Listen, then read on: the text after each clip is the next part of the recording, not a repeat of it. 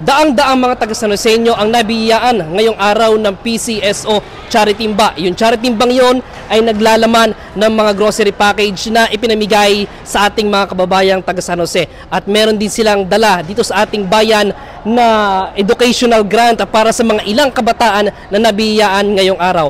Yan ay direktiba ng ating Pangulong Ferdinand Bongbong Marcos kasama ang PCSO at ang mga Board of Directors sa pangungunayan dito sa ating bayan ng ating minamahal na Mayor Reggie Vertusio. Sa kahilingan ni Mayor Reggie Vertusio ay naibaba ang programa ng PCSO na Charity Timba kung saan nakinabang ang daang-daang Sanoseño. Kasama din sa programa ang pagbibigay ng educational grant certificates at hindi pa doon natatapos.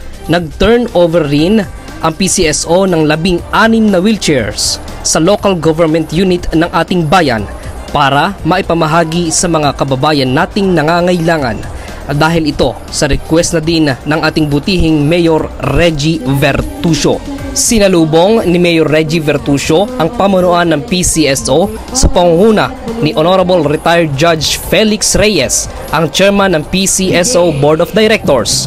Kasama din sina Honorable Imelda Papin, Honorable Janet Mercado at Honorable Jennifer Guevara, ang mga PCSO Board Directors. Sambit naman ni Board of Director Janet Mercado na 77 araw pa lang nakakaupo si Mayor Reggie Vertusio ay madami na itong nagagawang programa. Masaya namang nakijamming sa kantahan ang mga Sanoseño at mga kapitan sa singer na si Imelda Papin.